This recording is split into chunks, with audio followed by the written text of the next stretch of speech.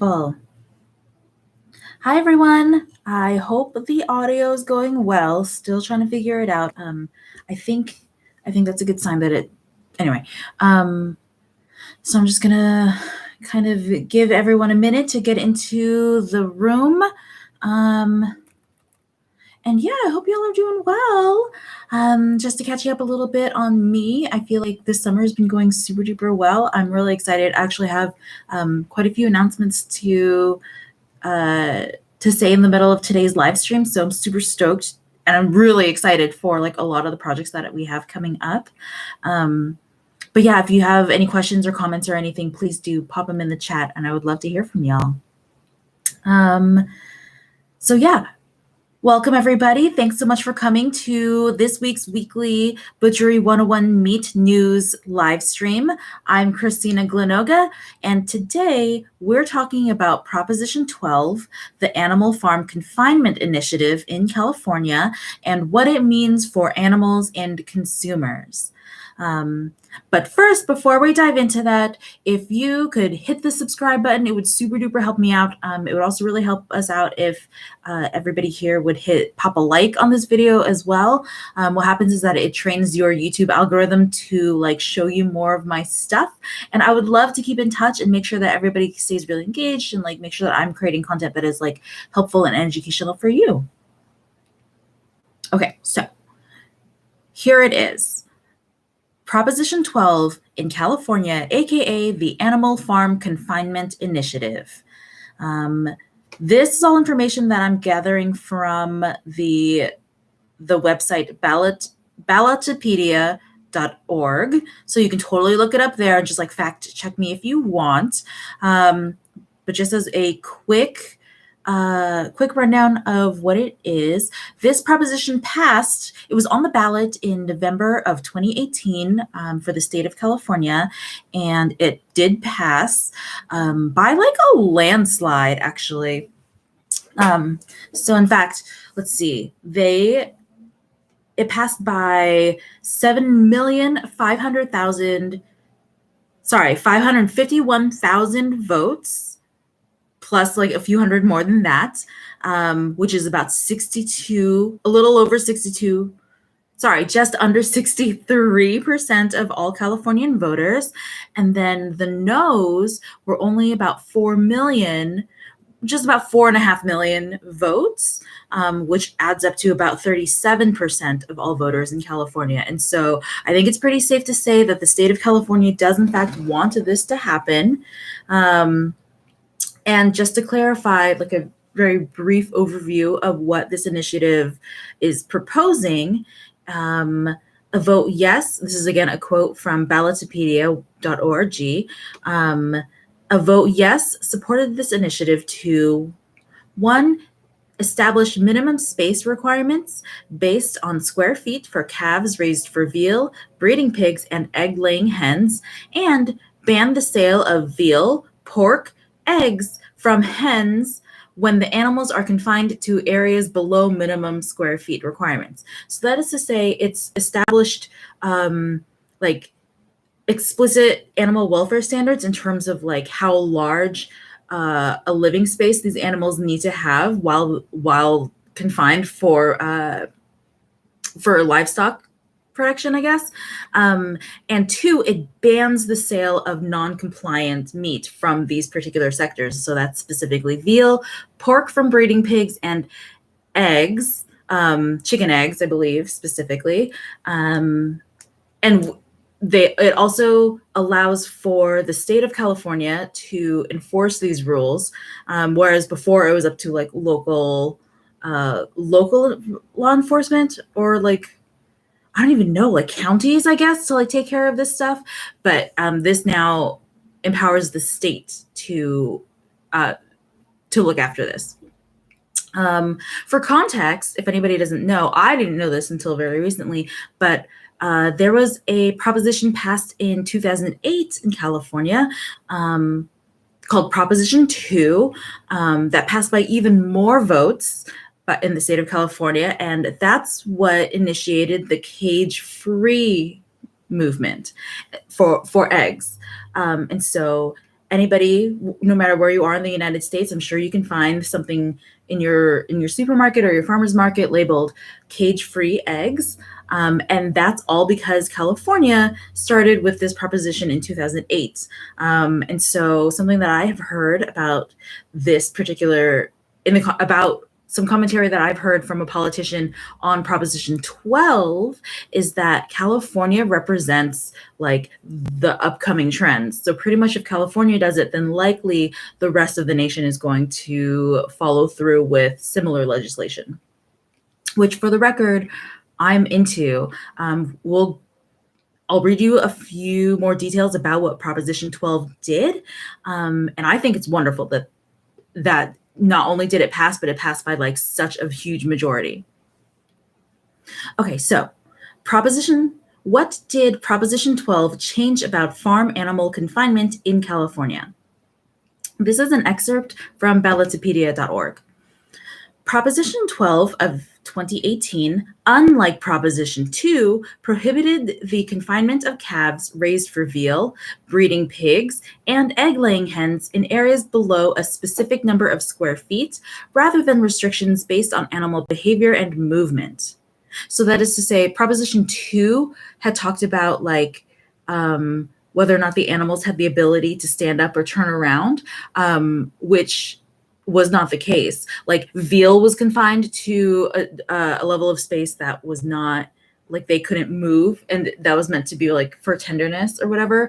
Egg-laying hens are confined to about like a single square foot, or essentially the amount of space of a sheet of paper. Like this is all a chicken would have for in its cage its entire life. And then breeding pigs, also known as sows, would be in such small pens that they literally they could stand, but they could not turn around. And they stay in those pens for about 4 years. And so to me, that seems horrible. And these are the things that I had learned about industrial meat that kind of radicalized me into becoming a butcher and joining the food industry, because these are things that I wanted to see changed. And Proposition 12 has made it law that stuff needs to change. So back to the excerpt. Proposition 12 also banned the sale. So they banned the sale of A, veal from calves, B, uncooked pork from breeding pigs, and C, shelled and liquid eggs from hens where the animals are confined to areas below minimum square feet requirements. Beginning in 2020, Proposition 12 was set to ban the confinement of calves, aka young domestic cows, in areas with less than 43 square feet of usable floor space per calf. Wow, that's kind of amazing. 43 square feet of usable floor space per calf is what is now required for veal, which I think is likely to be quite humane. That sounds great. Egg-laying hens, including chickens, turkeys, ducks, geese, and guinea fowl in areas with less than 1 square foot of usable floor space per hen. That's awesome. I didn't realize that this would also include so many other species of egg-laying birds, but that's pretty great that it does also include turkeys, ducks, geese, and guinea fowl, because they also don't deserve to be confined to a single square foot of room. Beginning in 2022, Proposition 12 was set to ban the confinement of breeding pigs and their immediate offspring in areas with less than 24 square feet of usable floor space per pig, and egg-laying hens in areas other than indoor or outdoor cage-free housing systems based on the United Egg Producers 2017 cage-free guidelines, which define cage-free housing as areas that provide 1 to 1.5 square feet of usable floor space per hen and allow hens to move around inside the area. So yeah, Proposition 12 is making some like very big moves towards helping out animal welfare in terms of livestock, and it's it's also made it so that these are enforceable rules. So that's the next section. How would Proposition 12 be enforced? Proposition 12 made the California Department of Food and Agriculture and the California Department of Public Health responsible for the measure's implementation. Violations of the initiative were considered misdemeanors with fines up to $1,000. Proposition 2 from 2008 did not authorize a state department to enforce the confinement restrictions. Therefore, local law enforcement agencies were made de facto responsible for enforcing Proposition 2's size restrictions, which seems crazy to me that like they would not have baked in any sort of enforcement rules, but obviously they learned their lessons from Proposition 2. FYI, they're like doing maintenance outside. I'm so sorry. Usually they do that stuff on Thursdays. And so if there's like a distracting amount of buzzing going on in the audio, I'm so sorry. Please let me know in the comments and we'll pause or like we'll move rooms or something. Okay, so a few things about this proposition. The people who are for this proposition include the Humane Society and like a bunch of its chapters across the state and probably outside of the state as well. And the people who are against it include PETA, i.e. People for the Ethical Treatment of Animals, and also big agriculture trade groups whose interests are to preserve the current exploitative systems from which they profit. Just an FYI, again, PETA, just to be clear, they are very explicit about this, but they want for there to be no livestock production of meat or eggs or animal products for human consumption at all. They want it to never exist. They don't want to improve the current systems that we have. They don't want to do anything for the current animals that are in the current system. They just want this all to stop. And so seemingly, they seem to oppose any and all attempts to improve current standards. I think that the coalition against Proposition 12 is very telling because it's a really weird partnership between people who make shit tons of profit off of an exploitative system and people who claim to hate that system. Like, I feel like both of these groups did not discuss what their relative solutions to the problems would be, and instead oppose a measure that could possibly make real life actual change for animals, which in my humble opinion is a huge issue in like the plant-based community, because so often they'll side with big meat agriculture on issues like this when big meat agriculture is exactly who is committing the worst atrocities in animal and human welfare violations. But honestly, it is just easier to be contrarian and condescending rather than trying to legislate to make genuine change in like the real world. And for the record, I do definitely respect anybody who chooses to lead a plant-based lifestyle without interfering with others' lives. But I have a super hard time respecting anybody who supports big meat agriculture's desires, like for profit. Like that's just it's super suspicious to me when anybody aligns their goals with the current industrial meat system. And it's very funny to me how so many animal advocacy groups do that. And it makes me think that like they don't understand what big meat agriculture does and the fact that they're the worst violators of animal rights. Like, why are you guys siding with Purdue? Why are you guys siding with Smithfield when you say that you love animals? And now speaking of trade groups, a couple trade groups, specifically the National Pork Producers Council and the North American Meat Institute, have both filed lawsuits in hopes of obstructing this law from going forward. And if we, quote, follow the money, i.e., examine who would benefit from the work of these trade groups, it's very obvious that their intentions are to maintain and perpetuate the exploitative status quo that greatly benefits the management teams of the companies they represent. Friendly reminder that these companies are currently under fire from the Biden administration's most recent executive order that is meant to combat their monopolies.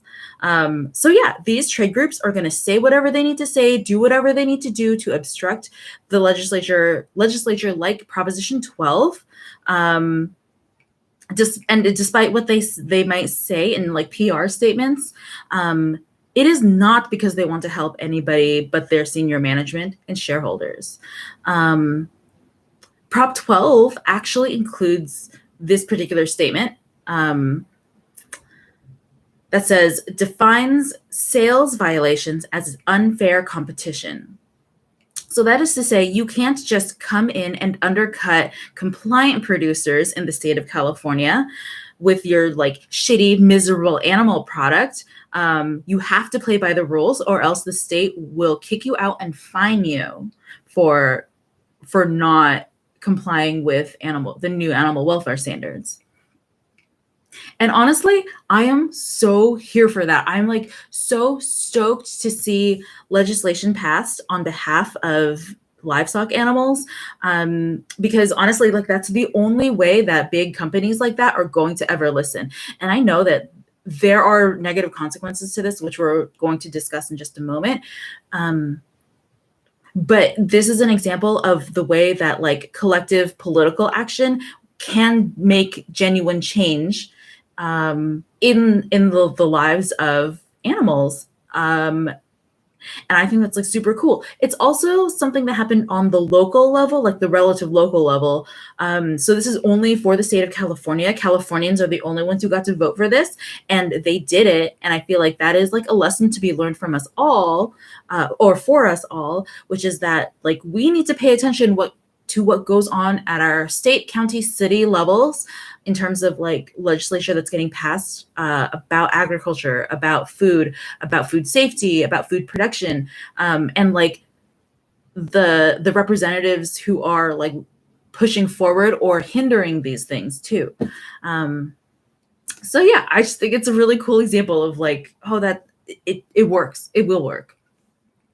Okay, so two things that I did definitely want to acknowledge about this, because even though like I can give you like this super simple rundown, there is a lot of nuance to it, and there are going to be some kind of uncomfortable consequences to this law. So number one, I did hear that this law, Proposition 12, almost certainly represents a price increase on meat for consumers, which I think is so unfortunate, especially after 2020 and how many of us are like hard up for money currently.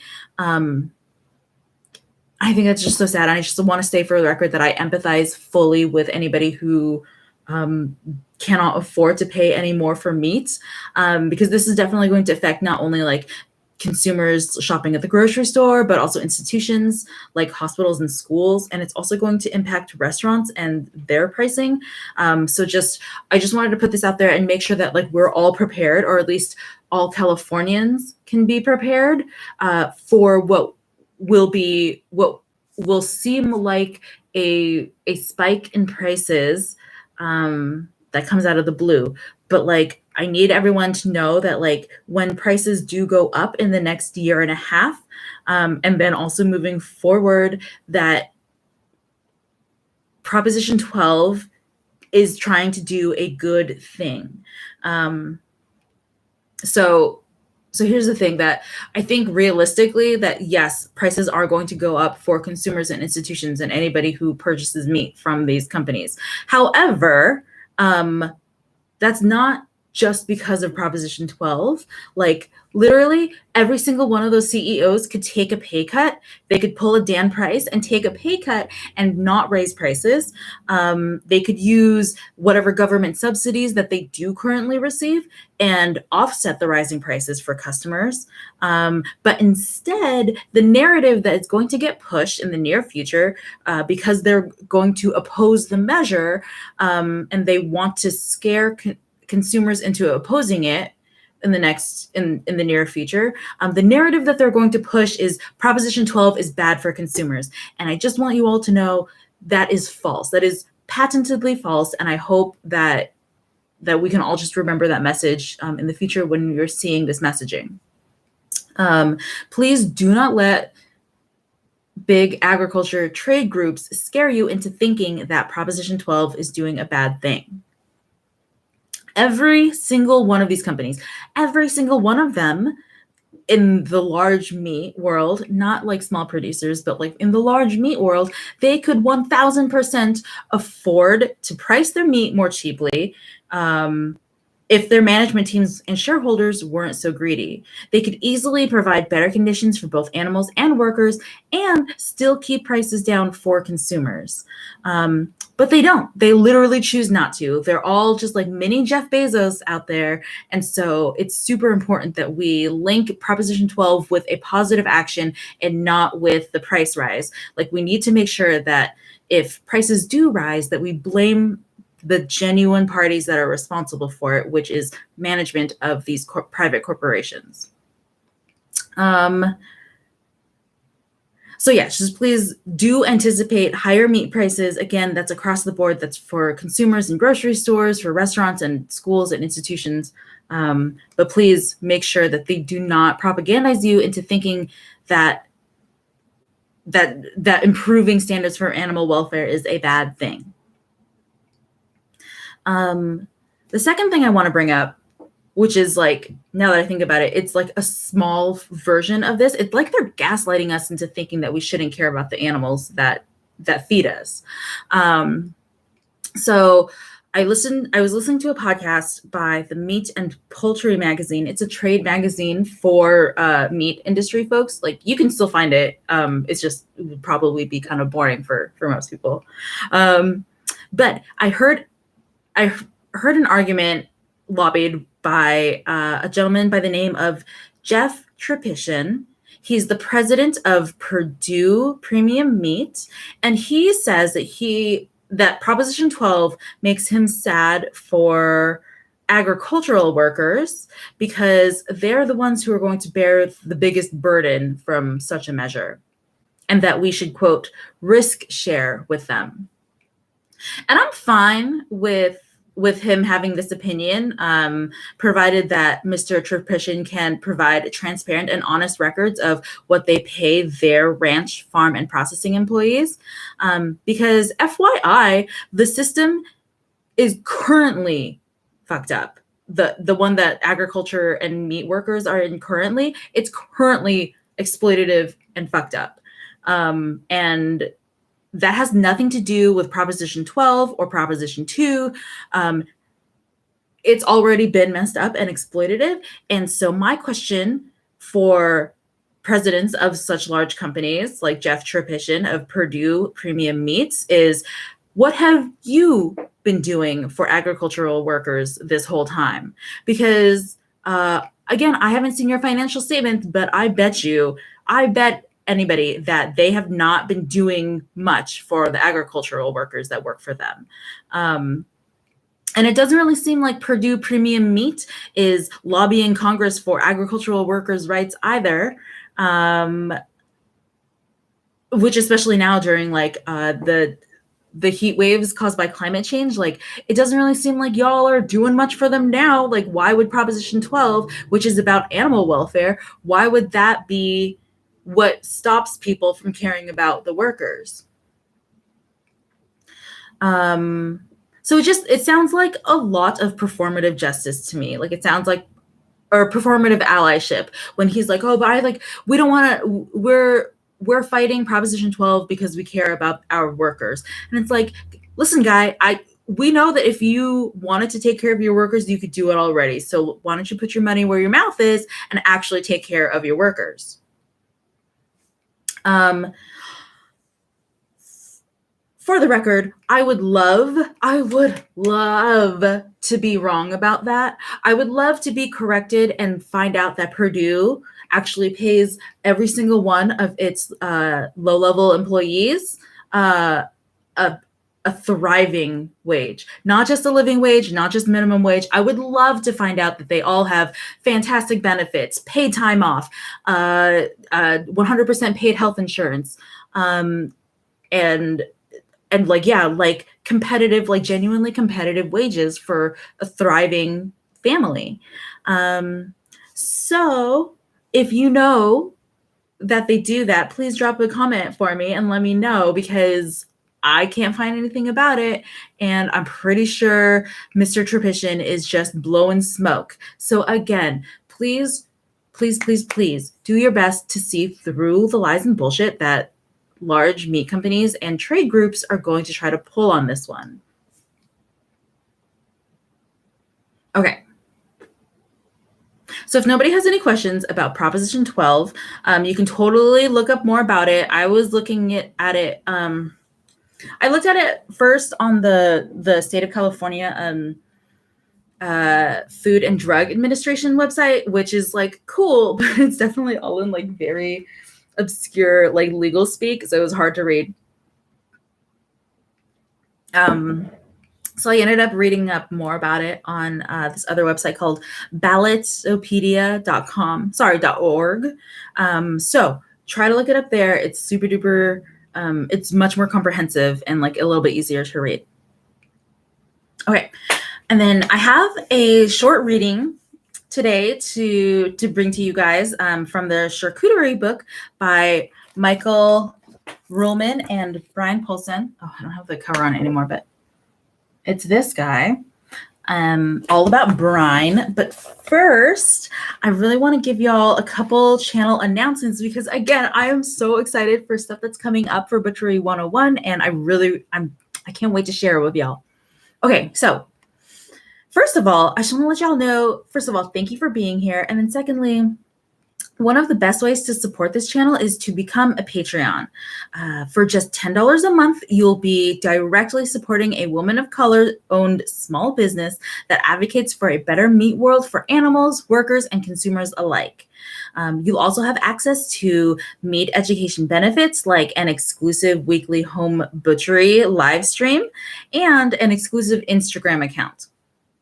Other levels get even more benefits, including a monthly one-on-one meat project consultation. So you can talk to me all about your home curing, charcuterie, butchering, and cooking projects. And I'll share with you any and all wisdom that I've gleaned over my 10 years in the industry. And yeah, I'm happy to share all that with y'all. You can even buy an ad in a YouTube video or Instagram for your small business, or even sponsor an entire YouTube video. Tap the link in the description below to find out more. Next week, oh man, you guys, next week I'm going to be attending the Quilisascut Farm School of Domestic Arts and participating in their Chefs of Color workshop, which I am so stoked for. I'm super excited to get my hands in the dirt and like witness the intricate craft of like animal husbandry, and then also of animal harvest, because that is a thing, and have a farm to table experience that is specifically person of color centered and not quite as Eurocentric as, say, most of my cooking career has been. You can attend a class of theirs too. I think they even still have room in an upcoming August workshop, but I've linked their website in the description below, so you can just pop over and check it out if you want. I'm going to try really hard to live stream from their farm next week, but we'll see if the internet out there is on our side. If not, I'm so sorry for skipping next week, but like I'll try to make sure that there is some sort of content for y'all to enjoy. Fun fact, lots of rural America actually doesn't have access to high quality internet connections, and that's That's not by choice. It is like strange that broadband internet is not considered a utility just yet. And so hopefully Americans can mobilize on behalf of rural America and like advocate for them. I've also been looking into really cool like cinematography and like videography for vlogs and documentaries. So hopefully in a couple weeks I'll have some pretty cute videos for y'all of the farm, because truly what I want to do is be able to bring you all on that journey with me, and so that you can see via video what it is to like grow your own food and like harvest your own animals and like provide what is genuinely good animal welfare. Oh man, it'll actually be really cool to see the way that some animals get to live on some small farms versus what we were just discussing in the last segment, about like chickens only getting like a single square foot of room for like their entire lives. Okay. And then finally, my last announcement is that I've been very quietly working on this thing, but I'm super excited to announce that I'll be teaching a few workshops at the Mother Earth News Fair in October in Belton, Texas. For those who don't know, Mother Earth News Fair is a leading media company in the quote self-sufficiency space and is leading the way, in my opinion, in that sector, on inclusion. Some of you might have heard of their split from farmer Joel Salatin, after he publicly expressed some like extremely off-putting and racist personal beliefs. Mother Earth News used to publish a column by him, and I honestly used to follow him as like a leader in the sustainability field. But because his work and philosophy is built on a foundation of racism, violence, and exploitation, I and Mother Earth News and many other sustainability leaders have since publicly rejected him. That includes Adam Danforth famous from the Butchery books, and Michael Pollan of Food Inc. and Cooked. Anyway, I'll be teaching a couple pig butchery demos, a rabbit demo, and then one more workshop about collective action in terms of sustainability. And I don't think tickets are on sale just yet, but I will let you know when I find out. Also, I have linked their website down below, so you can check them out if you want, which I highly recommend. I really appreciate like what it is that they're doing. And again, they are truly leaders in inclusion. And I think it's a really good sign that like one, they distance themselves from Joel Salatin, and that they are making moves to be more inclusive to like people of color and like women, especially in the sustainability sphere. So yeah, and now let's get back to the show. Okay, so I want to finish today with a reading from Charcuterie by Michael Ruhlman and Brian Paulsen. This book is one of my very, very favorite resources. It came out like right when I got into the cooking field, and to this day, it's still a really wonderful resource, because the verbiage is written really simply and like very easy to comprehend. Excuse me. And the recipes are like very well tested, and so the results are really consistent and reliable. Today, I'll be reading a portion of their piece on brines. And then tomorrow on the Patreon exclusive live stream, I'll be demoing how to brine a whole chicken in your home. Okay, so brine, the salt solution. Brine is simply a salty liquid, a dry cure with water. Doesn't sound like much, but in fact, when salt combines with water, its power is magnified. Salt in solution penetrates meat faster. It is the most effective marinade possible because it can flavor the meat down to its center via osmosis. And it results in a juicier finished dish. Oh, there's a typo in there. All right. And it can be used to preserve meat. Brines, more so than dry cures, are an excellent way to impart seasoning and aromatic flavors. A brine penetrates a chicken or a pork loin rapidly and completely, bringing with it any flavors you might have added to the salty solution, like garlic, onion, tarragon, or pepper. Chefs often use brines for pork, chicken, and turkey, the three types of meat that benefit most from brining, because they result in a uniformly juicy loin or bird that's perfectly seasoned every time. There's a pleasing contradiction in the brine. Salt, as we know, dehydrates. It draws moisture out of the cells of the meat. Yet, while a brine's main effect on the meat is to dehydrate it, a brine nevertheless results in a moister, juicier cut, and one that stays juicy even on reheating.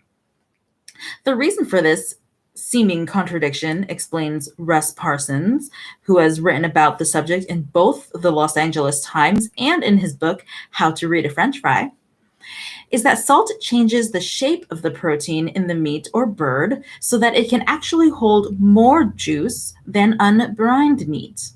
Salt allows the protein molecules to expand, to connect more loosely, and thus contain more water within each cell. Salt makes each cell, in essence, plump up. Because of this effect, roasting a brined chicken or turkey and hitting it at just the right point of doneness is easier than with an unbrined chicken. You can actually overcook it, in fact, and it can still be juicier than a perfectly cooked bird that wasn't brined. The brine seems to allow the breast to withstand the high temperature while the slowpoke legs and thighs continue to cook. At Five Lakes Grill, Brian always brines the pork chops so that no matter who's working the line that day, the end result will be exactly the same. A chop with just the right amount of seasoning and always very, very juicy. For the record, I have also, I've personally, anecdotally, overcooked a brined pork chop. This was actually during culinary school and it was for an assignment, so like under like a lot of scrutiny. And luckily, that brine saved my ass because that pork chop was still super delicious, even though I cooked it to like 185 degrees. Okay, back to the reading. There's an added benefit that usually goes unmentioned, but is not insignificant. Brined meat has been shown to harbor lower populations of harmful bacteria than unbrined meat, the result of salt's time-tested effect of curing. It dehydrates those living things, either killing them or preventing them from multiplying. Turkeys, because of their large size, very lean breasts, benefit most from brining. Last November, I tried super hard to advocate super hard for brining everybody's turkey when everybody was talking about Thanksgiving at the time. And like, oh my gosh, it's so validating to read it again in this book. So I super duper hope that y'all remember to brine your turkeys this Thanksgiving because yeah, it is super the jam.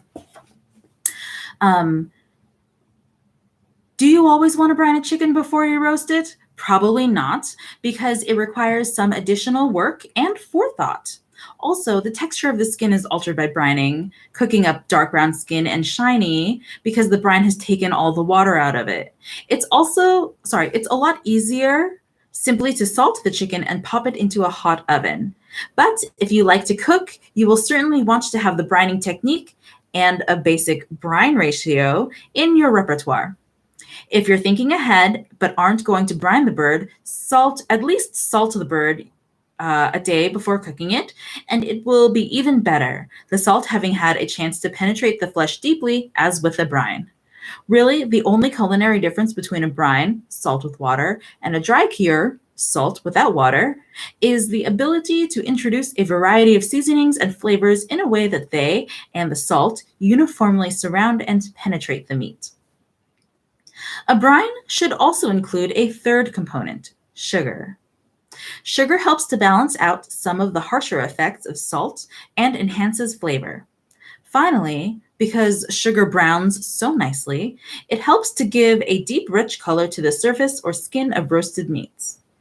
Sugar can also be used in any of its various forms: white or brown sugar, honey, molasses, dextrose, maple sugar, or syrup. Depends on what you're making. Dextrose is a refined corn sugar, sometimes called baker's sugar. It is very fine and therefore dissolves easily. For ham or fresh pork, brown sugar or honey has an excellent effect. A fourth option, but often desirable component. A fourth optional but often desirable component is an additional flavoring ingredient, herbs, spices, or aromatic vegetables. As the brine itself penetrates the meat, it brings with it the additional flavors. You might add tarragon, parsley, and thyme to your salted water for an herb brined turkey or turkey breast. Brine's Five Lakes brine for pork chops includes sage, garlic, and juniper berries. Corned beef uses pickling spices in its brine, and if you use aromatic components, which in chef's vernacular are called aromats, I don't know about that. Who says that? It's important to it's important to heat your brine first so that the flavors fully infuse the liquid. This also helps to ensure that the salt and sugar completely dissolve and disperse evenly throughout the brine. It's then critical to chill your brine before adding the meat, or you'll be making bad soup, cooking your meat rather than brining it. Adding other aromatics in addition to herbs and spices, such as onion and carrot, to a flavored brine, essentially combining the brining technique with a court bouillon or a quick stock technique, is rarely a bad idea if you have time. In the end, though, it's the salt in the water that works the magic. I love this excerpt. I think it does a really fantastic job at explaining in plain terminology, like the mechanics of brining, and then also outlining the potential goodness that you can get out of utilizing a brine. And again, tomorrow during the Patreon only live stream, I will be making a brine for a whole chicken, and showing y'all like a few techniques, to do this in like a really like efficient and clean fashion for your home kitchen. Because he does point out that like, yes, there are some things that you could add to your brine to like kind of make it a little bit extra, but like they do take a little bit of extra time. And my whole goal with the exclusive Patreon live stream is to show everybody how we can like achieve these results with like the least amount of work possible, because let's be real, everybody's busy and we all got stuff going on, and I don't want to spend all of my time making brine all the time, but I do really want to only be eating like delicious meat. So yeah, it's a bit of a dilemma, and Patreons get a full story on how to do it. So thank you all so much for joining. Let's see. Yeah, so I think that's it for today's live stream. Please subscribe to stay in touch. Hit like if you found this video helpful. And if you like what Butchery 101 is doing, please make steps towards supporting us directly, either via Patreon or GoFundMe or the other methods mentioned earlier in the show. Thank you again so much for joining me, and I hope you all have a wonderful week. Hope to see you tomorrow. Bye.